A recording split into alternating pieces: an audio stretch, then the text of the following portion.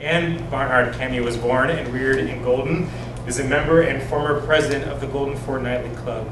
She graduated from the Golden High School in 1959 and went on to UNC to receive a Bachelor of Fine Arts in English, after which she began a teaching career at Jeffco High Schools.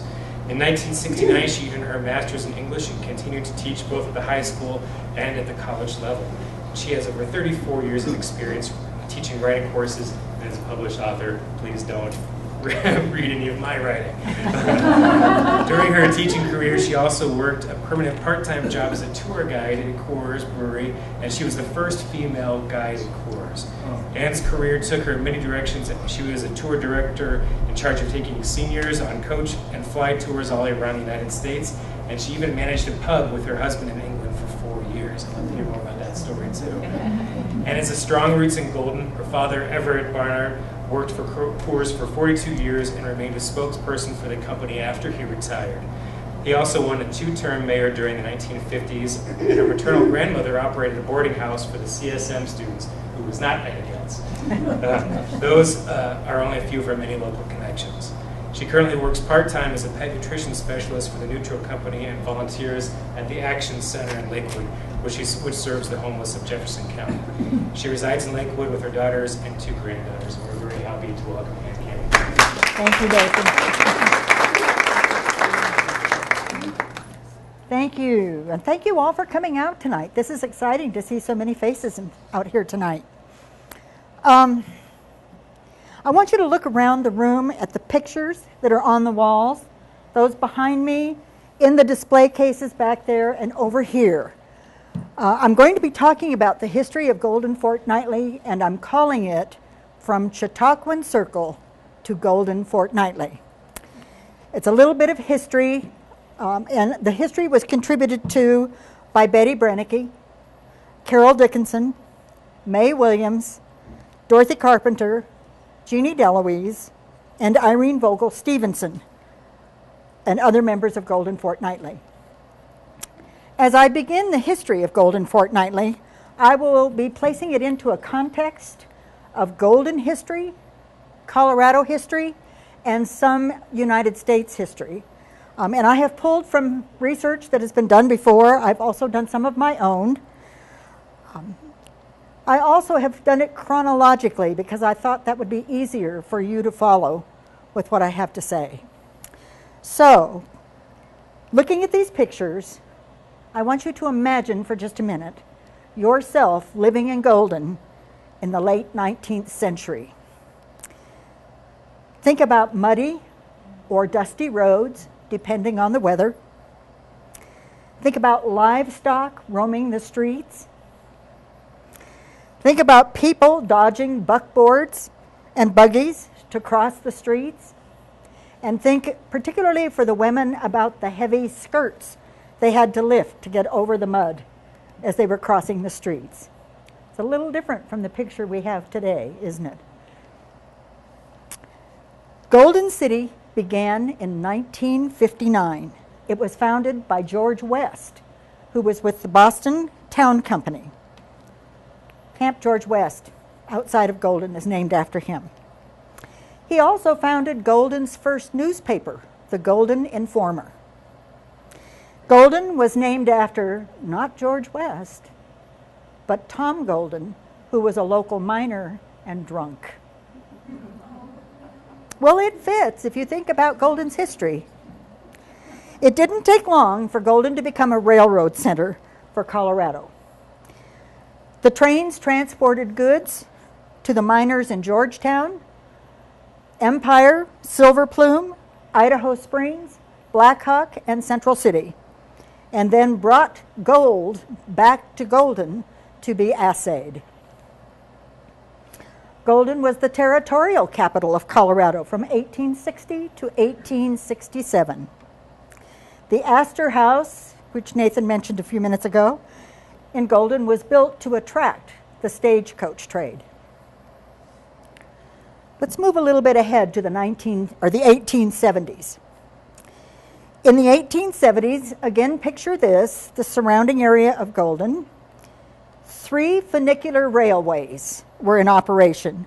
One ran up Lookout Mountain, one up Castle Rock and one up Mount Morrison.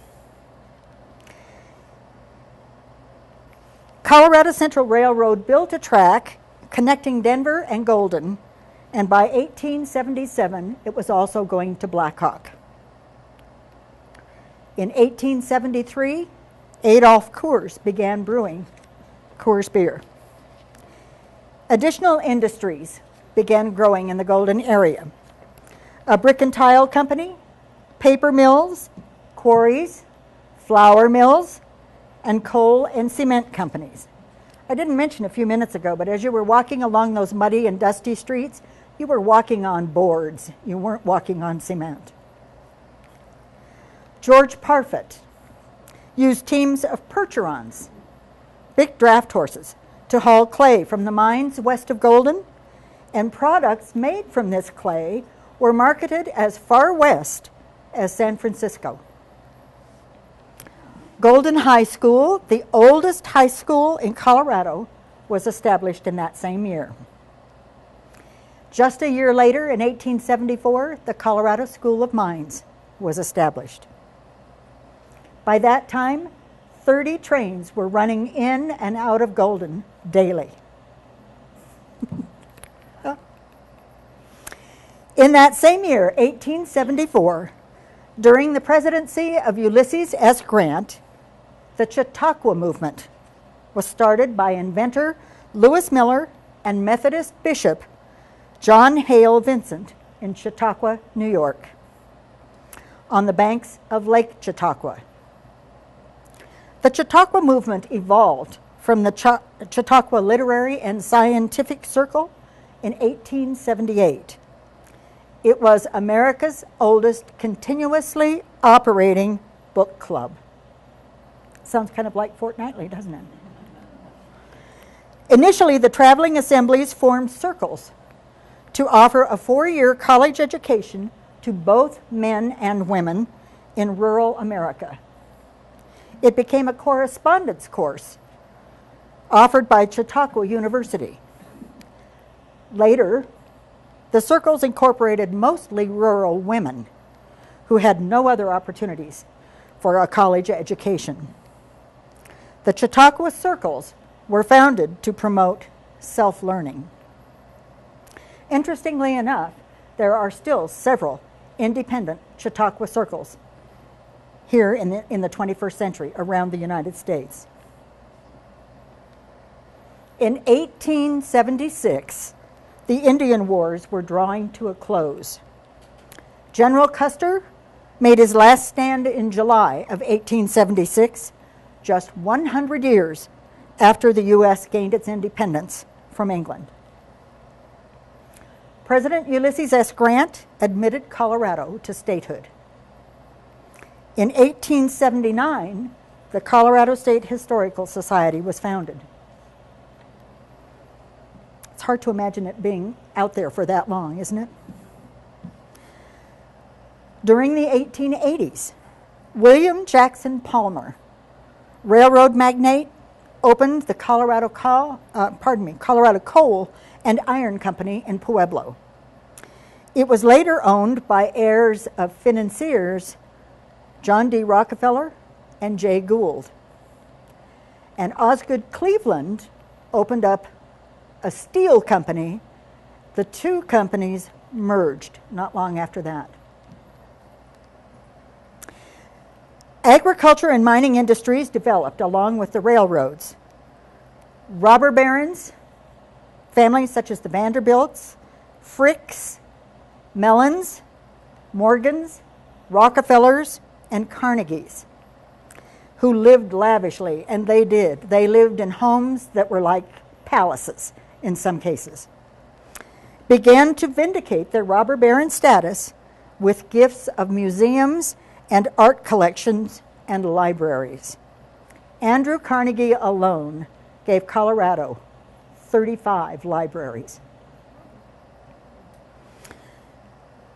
The U.S. surpassed Britain in steel production, and the first steel Navy vessels were constructed.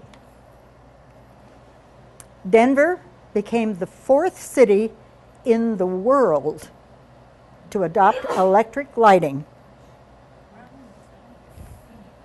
The first electric car line in Denver ran on 15th Street from the courthouse to Larimer Square. And in that same year, the American Federation of Labor, the AFL, was founded.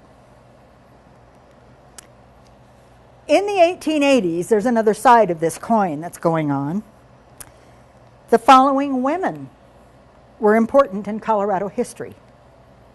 Ann Evans, daughter of Governor John Evans, instigated the Denver Art Museum collections.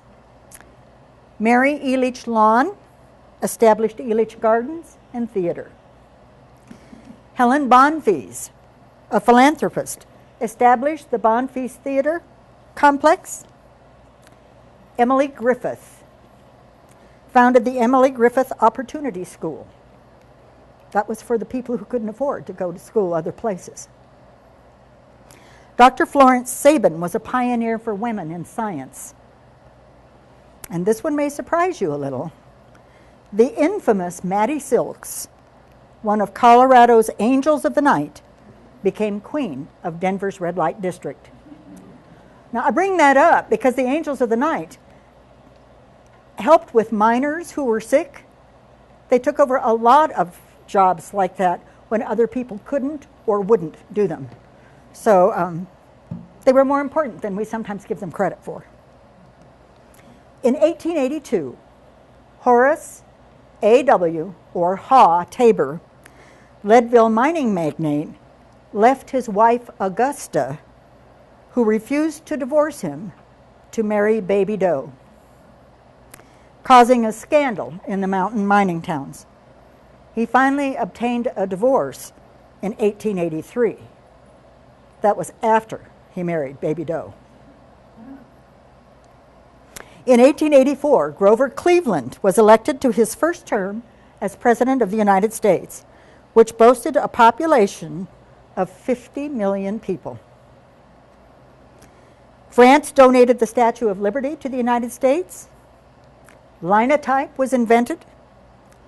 The city of Golden constructed the 75-room Bella Vista Hotel, which was raised in 1920. By the way, I have some pictures of some of these things in this book, which was written and put together by Lorraine Wagenbach and Joanne Thistlewood. Fascinating. Look, I've marked some things that have to do with what things I'm talking about tonight. The tuberculosis germ was isolated. Colorado Springs became both a huge resort and a place for people with tuberculosis to come for treatment. The altitude in Colorado was thought to be ideal for recuperation from TB. This was before JCRS out on West Colfax. That came later. In 1886, Geronimo's capture ended the Southwest Indian War. On October 14, 1886, 125 years ago, a small group of Golden women organized a study club, which may be the oldest continuously active women's club in Colorado. The idea of a Chautauquan Circle in Golden was born. Just 4 days later, the Statue of Liberty, surrounded by controversy, was dedicated in New York Harbor. Among the boats crowding the harbor was one chartered by the New York State Women's Suffrage Movement. The members objected to the use of a woman as a symbol of liberty. Why? Because the women in the United States had not yet been granted the right to vote. Hypocrisy ran wild then too, didn't it? The quality of life for women in 1886 was subject to boom and bust economic cycles, blizzards and flu, and fevers without any miracle drugs. These ladies knew nothing of world wars, genocide, nuclear threats, drug cartels, cloning, or terrorist movements. For those ladies, what was to become Golden Fortnightly must have been an oasis of sociability and opportunity. I sometimes think it would be nice to go back. No? Maybe just have some of the things from the past available to us. Their first meeting took place on October 14, 1886, at the home of Mrs. C.C. Welch. The ladies called themselves the Addison Chautauqua Circle. And I thought, why Addison? Well, it was named after Joseph Addison, who was an English essayist, poet, playwright, and politician. He and his partner Steele, Addison and Steele, founded the Spectator magazine, and we're talking back in the 1600s. They had 11 charter members. I'm going to mention their names because some of them might ring a bell with some of you. The club's first members were Mrs. J.W. Barnes, Mrs. Fanny Cunningham, and I have to interject something here. I think this was my great aunt. I'm in the process of trying to verify that. Mrs. C.C. Welch, Mrs. F.C. Taft, Mrs. E.T. Osborne, Mrs. Nellie Smith, Mrs. T.C. Moore, Mrs. William A. Dyer, she was the wife of a judge, Judge Dyer, Mrs. Virginia Mellon, remember that name from the robber barons? Mrs. Rebecca Miles, and Mrs. Fanny Davis. The members voted to exclude men, earning the nickname Chautauqua. Thank you, Jeannie. In 1887, Colorado held its first state fair in Pueblo. In 1888, the first Kodak hand camera was invented and marketed. The Wetherill brothers and Charles Mason discovered the Cliff Palace and other ruins at Mesa Verde. Greeley completed a 900,000-acre irrigation project. In 1889, the Oklahoma land rush began, and construction of the Eiffel Tower was completed for the World's Grand Exposition. In 1890, just 4 years after Golden Fortnightly, or the Addison Chautauqua Circle, was formed, 7 of the original 11 members received diplomas and graduated from the course of study that they so rigorously followed. I'm going to tell you what their course of study was, because as I was looking this up, I couldn't believe what I was reading, and I thought, our courses today don't hold a candle to what these women had to study. Their course of study included geology, chemistry, astronomy, English and American literature, a short history of England and America, zoology, a short history of the medieval church, physics, physiology, Roman history and literature, politics, economics, and Greek history and literature. I studied a few of those things when I was in college, but nah. Their seriousness and the tenor of the times were reflected in the courses that they studied. Also in their manner of dress and the way they conducted their meetings. There's a picture back there in the display case of Dorothy Carpenter modeling a beautiful outfit, but the ladies wore, of course, the long, heavy skirts, hats and gloves, and always referred to each other as Mrs. So-and-so. Never called each other by their first names, not during their meetings. And a group of women were referred to as Mesdames. Very formal. Mrs. William A. Dyer was one of the 7 charter members who graduated from the course. Her daughter, Catherine Dyer Lowther, was a member of Golden Fortnightly until her death in 1971. Catherine Dyer Lowther was married to Arthur Lowther, who became the city manager of Golden in the 1950s under Mayor Everett Barnhart. my father. In 2007, her son Todd Lowther wrote the book Castle Rock and the KKK about the influence of the Ku Klux Klan in Golden. When the Chautauquan course was completed, the club continued as a Macaulay Club. Where did that come from? It stayed that way for 3 years as the group studied the history and essays written by Thomas Babington Macaulay, eminent British historian. Their amazing study courses and seriousness of purpose substituted in many of their lives for the advanced study, career training, and some of the job opportunities that we take for granted today. Well, I have to look at that statement and say, I'm not sure we take for granted today job opportunities with what's going on in our economic situation. But just a few years ago, we did. During the 1890s, a time of crisis, renewal, and leisure, the word leisure and all it implied became the necessary twin of work and industry. In 1891, Denver's Union Stockyards became a huge market, especially for sheep. The Pikes Peak Cog Railroad began operation. Thomas Edison patented the first motion picture camera. In 1893, the first Ford car was built. Catherine Lee Bates stood atop Pikes Peak and was inspired to write America the Beautiful. And Colorado granted women the right to vote. That year, the silver panic hit Colorado.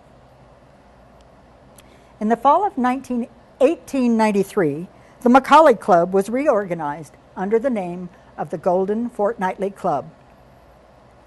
On December 24, 1894, the club was admitted to the General Federation of Women's Clubs. And in 1895, I keep wanting to say 19, I'm sorry. In 1895, it became a charter member of the State Federation of Colorado Women's Clubs. During its affiliation with the Federation of Women's Clubs, Golden Fortnightly concentrated on historical subjects and literary characters for their study. Notice how it's changing as we move through the decades. In the early years, membership was limited to 15, with additional honorary and associate members. Some examples of the subjects they studied were Asiatic supremacy, as illustrated in the times of Zoroaster, Greek philosophy, as represented by Socrates, ancient art, Christianity enthroned, the glory of Rome, sacred eloquence, and the foundation of the papacy. The ladies by this time did their research and presented lectures and discussions. They were encouraged to critique the use of punctuation, grammar, and spelling in their presentations. They answered roll call with quotations from Socrates, Euripides, Julius Caesar, and Cicero. How many of you could do that today? In 1894, the state capitol was completed at the cost of $2,500,000. Colorado experienced in that year a severe drought, and the U.S. Bureau of Immigration was created. In 1895, X-rays were discovered. The Festival of the Mountains and the Plains was inaugurated, and the Ice Palace was built in Leadville. The U.S. Supreme Court, are you ready for this? Declared income tax unconstitutional.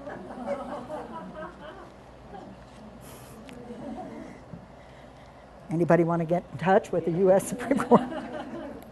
In 1895, the Golden Fortnightly Club chose its flower, the carnation, and its motto, "The secret of success is constancy of purpose." The ladies referred to themselves as the Mountain Literary Workers. They studied medieval theology, Saracenic conquest, the feudal system, and the Crusades. The ladies memorized quotations from Alfred Lord Tennyson's Idylls of the King. To answer roll call, preparing their lessons, now think about this, studying and preparing their lessons while croupy children coughed and kettles of washing boiled on their wood stoves. That part I don't want to go back to. In 1896, Fortnightly's lectures had a note of color, Renaissance, and discovery. They studied Dante's Divine Comedy, Chaucer, Columbus, Michelangelo, and the rise and influence of the Jesuits. I noticed that the church is always in there, right up to almost the present time. In 1896, the U.S. Supreme Court legalized segregation. The United Mine Workers were organized, and mining became the lifeblood of Colorado. That same year, Golden experienced a disastrous Clear Creek flood. The first telephones were installed in Golden, but at this time, you could only call another local resident. You couldn't call outside. In 1897, Golden Fortnightly studied the painters and poets of the Renaissance, along with Gustavus Adolphus and Cardinal Richelieu. The ladies answered roll call with quotes from Victor Hugo's The Three Musketeers.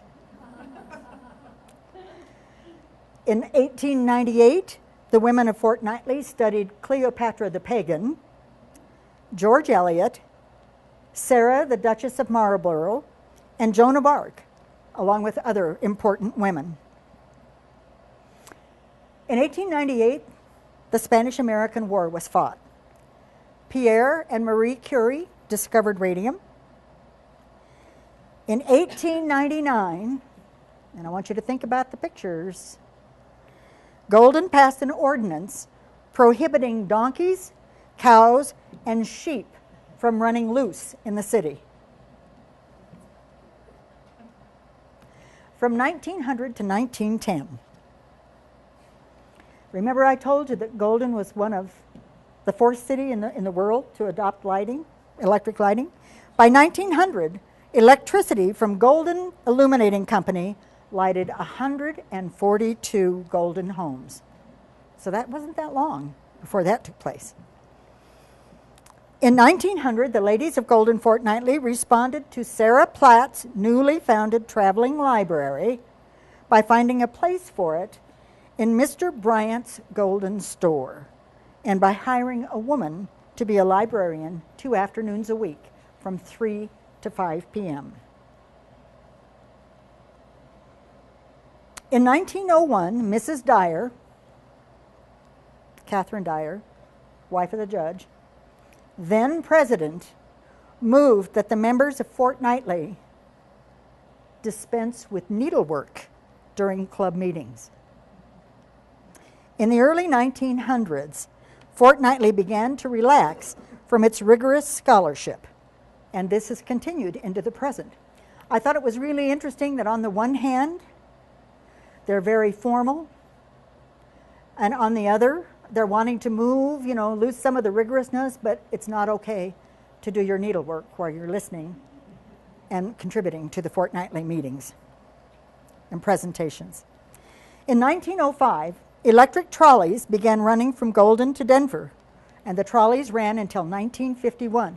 There's a picture of one of the trolleys right up there. Used to run right by my house. John C. Vivian, who would later become the governor for Colorado, graduated from Golden High School. In 1906, a pavilion and dance hall was built on Castle Rock. Harry Hartzell and Charles Quaintance advertised trips on the stagecoach to a resort at the top of Lookout Mountain. So in that year, we had resorts on both mountains, or places to go of entertainment on top of both mountains. In 1907, a group of women from Fortnightly went on an excursion into Denver to find a piece of art to donate to Golden High School. With expert help from the Denver Art Museum, the ladies selected the first in a series of panels of the frieze depicting Alexander's triumphant march into Babylon by the famous Danish sculptor Bertel Thorvaldsen. At that time, Golden Fortnightly had put a cap of $15 on the amount to spend on that panel. That was equivalent to $305.91 in the year 2000 dollars.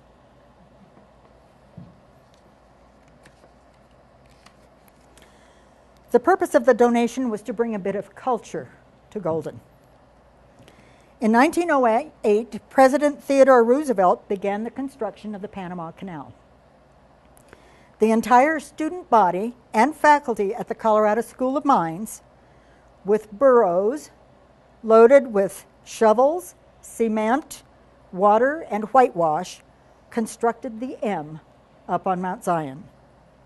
It did not become illuminated until 1932. Also in that year, 1908, PEO, another women's group, was founded in Golden. Golden residents could make telephone calls now to cities outside of Golden. The graduating class from Golden High School donated another panel of the frieze of Thorvaldsen's triumphal march into Babylon. This became the first of 20 frieze panels donated by Golden High School graduating classes to the Old South School, what's now the Mountaineering Center here in Golden. This panel cost $17, the equivalent of $402 in the year 2008 dollars, and that came from the Consumer Price Index. Big jump. In 1909, President Teddy Roosevelt won the Nobel Peace Prize. That same year, the city of Golden voted against prohibition. From 1911 to 1920, in 1912, the Titanic sank, and the unsinkable Molly Brown from Colorado became famous. Ultimately, she tried to force her way into Denver's high society. In 1914, the Prohibition Amendment was adopted by the state of Colorado, and Coors dumped 71,391 gallons of beer into Clear Creek. Golden's Charlie Quaintance traveled the country for Harold's Pottery plant here in Golden, which in later years became Coors Porcelain Plant, and finally Coors Ceramics. He also offered burro rides up Castle Rock to the dance hall. William and Jacob Wagenbach opened a refreshment stand, later to become a dance pavilion on top of Lookout. In 1915, Coors began the manufacture of malted milk, and for years they provided that malted milk to the Mars Candy Bar Company. In 1916, they began brewing near beer. In 1917, World War I was declared, and Buffalo Bill Cody, that same year, was buried up on Lookout Mountain. In 1919, the 19th Amendment to the U.S. Constitution granted the women of the United States the right to vote, finally. During World War I, the Golden Fortnightly Club met on its usual days to roll bandages for the American Red Cross. They also sewed clothes and linens for the Belgian relief cause.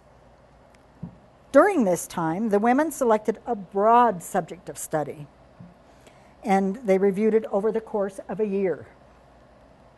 Such things as the influences of socialism, the influences of religion, a 2-year study of France. They answered roll call with quotes from legends and poems. During the 1920s, the Foss restaurant issued $10 meal tickets to Colorado School of Mines students. By eating soda crackers along with these meals, many of the students were able to stretch that meal ticket out for 2 weeks. Golden Fortnightly initiate Dorothy Foss O'Byrne watched out for starving students and loaned them money to keep body and soul together when necessary. That same time, a 50-cent dinner could be had at the old Barrymore Hotel, which became the Holland House and is now known as Table Mountain Inn. In 1922, the Ku Klux Klan met near Golden. 100 men showed up in the name of Christ, wearing suits. The state Klan at that time claimed to have 800 members. In 1923, the KKK held an initiation on top of Castle Rock, burning crosses that could be seen for miles. That night, 150 men attended to be initiated into the Klan. Golden was a hotbed for the Klan for a number of years. The Klan visited local churches and donated money to buy their support, burning crosses to drive out the Catholics, the blacks, and believe it or not, the Germans. In Golden, many of the local Masons were members of the Klan. My own grandfather, Thomas Garrison, was a member of the Masons until the Klan burned a cross on their lawn because my grandmother was a Catholic. Clarence Morley, the governor of Colorado, and Ben Stapleton, the mayor of Denver, were members of the Denver Clavern, or chapter of the Klan. I had to think about this for a minute, tried to decide whether or not to include this, but I'm going to take a chance. Many Golden women belonged to the women of the Klan, dressing in their robes, the white robes, but they didn't cover their faces, as the men did.